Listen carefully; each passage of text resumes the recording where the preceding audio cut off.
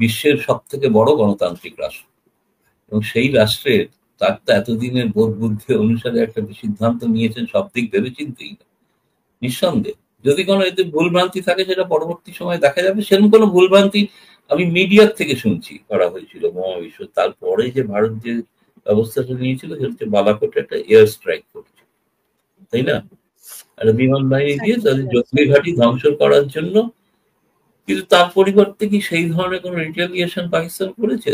হয় সমর্থন, সেই সময় রাশিয়া একমাত্র পাশে দাঁড়িয়েছিল বাংলাদেশের মুক্তিযুদ্ধের সময়। কিন্তু চীন চীন ধরুন একটা ক্ষমতাধর রাষ্ট্র, আমেরিকা ক্ষমতাধর রাষ্ট্র, তার সঙ্গে পাকিস্তান, তাদের সকলেই বিপক্ষ ছিল। তাতে কি এসে গিয়েছিল? তাতে বাংলাদেশের স্বাধীনতাকে রোখা গিয়েছিল? রোখা তো যায়নি। দেখুন, যেটা আমাদের প্রধানমন্ত্রী যেটা বলেছেন যে রক্তপাত আর জলের পানির সরবরাহ একসাথে চলতে পারে। আপনি রক্তপাত হয়েছে ইমিডিয়েটলি এই মুহূর্তে সারা ভারতের মানুষ অত্যন্ত ক্রুদ্ধ, অত্যন্ত ব্যথিত। ফলে এই সময় একটা প্রথম পদক্ষেপ হিসেবে কি করা যেতে পারে? প্রথম পদক্ষেপেই তো যুদ্ধ ঘোষণা করা যাচ্ছে না। প্রথম পদক্ষেপের জন্য দীর্ঘদিনের যেটা সিন্ধু পানি বন্টন যে চুক্তি, সেটাকে যে ভারত সরকার দাবি করেন তাদের ধারা অনুসারে, এবং ভারতের এক্সপার্টরাও বলছেন যেটা একতরফা করাও যেতে পারে, না করা যেতে পারে এমন না। যদি একতরফা না হওয়াটা যদি অন্যায় হয়ে থাকে, তাহলে পাকিস্তান যথাযোগ্য জায়গায় যথাযোগ্য স্থানে এই বিষয়ে প্রতিবাদ করতে পারে, এবং সেখানে তারপরে তার ফয়সালা জানা যাবে। কিন্তু এটা তো একটা সিদ্ধান্ত নিশ্চয়ই ভারত সরকার এই মুহূর্তে একটা সিদ্ধান্ত নিয়েছে যে সিন্ধু পানি চুক্তি অনুসারে যে পানি প্রাপ্য, যার ৮০ ভাগ পানি, অর্থাৎ উদ্দিকের যে নদীগুলি ঝিলাম এবং সহ সিন্ধু নদীর যে, এবং আরেকটি নদী, এবং ৩টি নদীর যে তারা যে পানির ৮০% পায়, সেটা এই মুহূর্তে যখন পানি দেওয়ার ব্যবস্থাপনাটা যেটা, সে নিয়ম হচ্ছে যে এই যে পানি ছেড়ে দেওয়ার কথাও বলা হচ্ছে, এগুলো এখন চুক্তি যদি স্থগিত থেকে থাকে তাহলে কোনোটাই দায় ভারত বা পাকিস্তান উভয়ের কারোরই নেই। চুক্তিটাই তো আর নাই। কার্যকর মানে স্থগিত করার একমাত্র অধিকার, যেহেতু চুক্তি কারো মধ্যস্থতার মাধ্যমে মধ্যস্থতায় হয়েছে, তো সেখানে ভারত একতরফা স্থগিত করতে পারে কিনা, বিশ্বের আইনি। এবং ভারত সরকার দীর্ঘদিন ধরে ভারতের রাষ্ট্র ব্যবস্থা পরিচালনা করছেন, দীর্ঘকাল ধরে। ভারত একটি গণতান্ত্রিক দেশ, এখানে তো অন্য দেশের মতো সেনারা শাসন করেন না, হুট করে কেউ ক্ষমতা দখলও করে, সবটাই গণতান্ত্রিক পদ্ধতিতে হয়ে থাকে। বিশ্বের সব থেকে বড় গণতান্ত্রিক রাষ্ট্র, এবং সেই রাষ্ট্রের তার তো এতদিনের বোধ বুদ্ধি অনুসারে একটা সিদ্ধান্ত নিয়েছেন সব দিক ভেবেচিন্তেই। নিঃসন্দেহে যদি কোনো এতে ভুলভ্রান্তি থাকে সেটা পরবর্তী সময়ে দেখা যাবে। সেরকম কোনো ভুলভ্রান্তি আমি মিডিয়ার থেকে শুনছি। এখনো যারা ভুক্তভোগী, ধরুন পাকিস্তান কি করেছে? পাকিস্তান তার পাল্টা ব্যবস্থা নিয়েছে। পাকিস্তান ভারতের কতটা ক্ষতি হয়েছে, আপনারা পাকিস্তানকে কতটা বিপাকে রাখতে পেরেছেন, আবার পাকিস্তানের ব্যবস্থা পরে আপনারাও বা কি পরিস্থিতিতে আছেন? আমাদের তো সব থেকে বড় আমাদের ক্ষতি যে আমাদের নিরীহ ২৬ জনকে প্রাণ হারাতে হচ্ছে।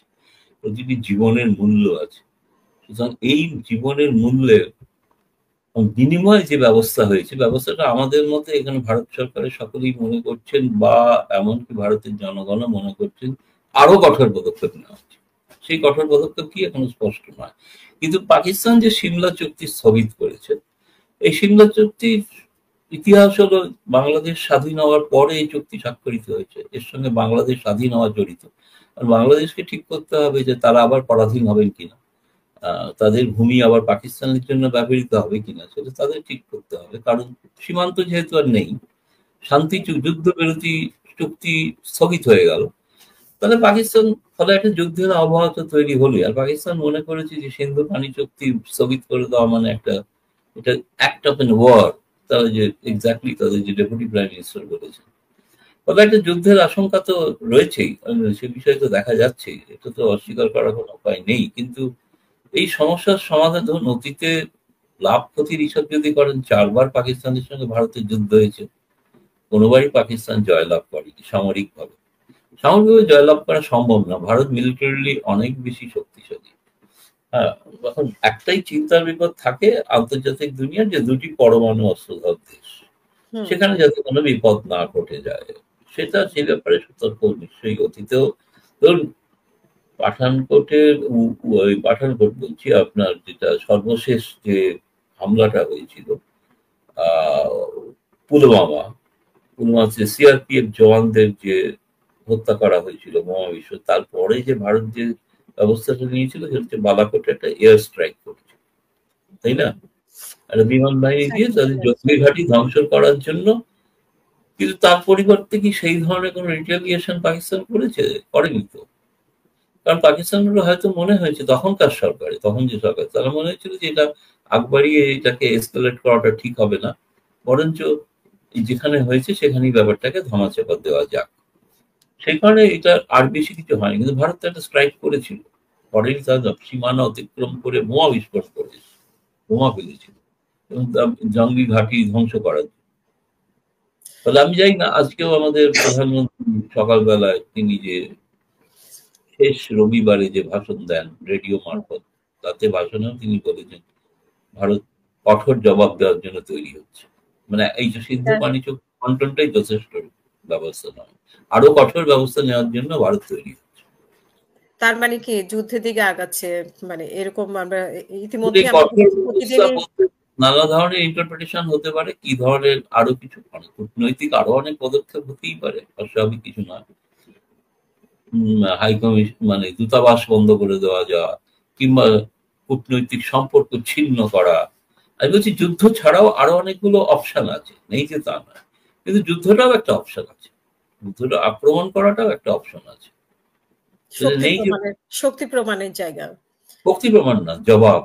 জবাব তো ভারত মানুষের কাছে জবাব সেখানে তো এখনো ভারত আগে নিজস্ব তদন্তটা শুরু করেছে এবং সেই তদন্ত একটা নির্দিষ্ট জায়গায় হয়তো এগুলো, তারপরে এখন ভারত সরকার পাকিস্তানের প্রস্তাব সম্পর্কে কোনো প্রতিক্রিয়া জানায়নি। ফলে এইটুকুই বলতে পারি যে তারা এখনো প্রস্তাবটা বিবেচনাধীন, কিন্তু এ ব্যাপারে কোনো সুচিন্তিত মতামত এখনো দেওয়া হয়। আপনার কি মনে হয় যে ভারত পাকিস্তানে কোনো কিছু হলে যুক্তরাষ্ট্র ভারতের পাশে থাকবে, বা এরকম মানে কোন দেশের সাপোর্ট আপনারা পেতে পারেন? জাতিসংঘের সাপোর্ট কতটা পেতে পারেন? বিশ্ব ব্যাংকের সাপোর্ট আপনারা কতটা পেতে পারেন? এগুলো নিয়ে আপনারা কি ভাবছেন? আমাদের অতীত ইতিহাস বলে আমরা কারো সমর্থনের অপেক্ষায় থাকি। আমেরিকা তো আমাদের বিরুদ্ধে ৭ম নৌবহর পাঠিয়েছিল বাংলাদেশের যুদ্ধের সময়। ইন্দিরা গান্ধী কি তোয়াক্কা করেছিলেন? তোয়াক্কা করে। ওই ভারতকে ভয় দেখিয়ে কোনো লাভ নেই, কারণ ভারতের নিজস্ব শক্তি এবং সেটা হচ্ছে গণতন্ত্র এত গভীর শিকড়ে পতিত, সেজন্য মানুষ এত চেতনা সম্পন্ন। তাহলে সেখানে এই ধরনের কোনো ভয় সমর্থন, সেই সময় রাশিয়া একমাত্র পাশে দাঁড়িয়েছিল বাংলাদেশের মুক্তিযুদ্ধের সময়, কিন্তু চীন চীন ধরুন একটা ক্ষমতাধর রাষ্ট্র, আমেরিকা ক্ষমতাধর রাষ্ট্র, তার সঙ্গে পাকিস্তান, তাদের সকলেই বিপক্ষ ছিল। তাতে কি এসে গিয়েছিল? তাতে বাংলাদেশের স্বাধীনতাকে রোকা গিয়েছিল? রোকা তো যায়নি। ফলে সেটা ভারতকে তো হুমকি দেওয়া হয়েছে, সেই হুমকি তো এরকম কোনো হুমকি কেউ সমর্থন, নিশ্চয়ই আমরা সমর্থনের জন্য সকলকে, ধরুন ৮০টি রাষ্ট্রের রাষ্ট্রদূতের সঙ্গে ভারতের পররাষ্ট্র মন্ত্রণালয়ে ২ দিনের বৈঠক করেছে পরপর, সেখানে বিস্তারিত তাদের ঘটনাবলীগুলো জানানো হয়েছে।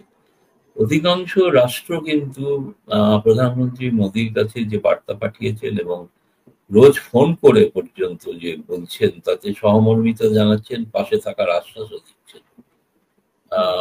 এমনকি ফলে এটা রাষ্ট্রসংঘ কতটা পাশে থাকবে আর মানে ন্যায্য বিষয় হলে তো নিশ্চয়ই থাকবে। অলরেডি তো একটা প্রস্তাব বোধহয় পাসও হয়েছে জাতিসংঘ থেকে, সেখানে তো নিশ্চয়ই নিন্দা করা হয়েছে কঠোরভাবে। এই ধরুন সাধারণ নিরীহ মানুষকে হত্যা করা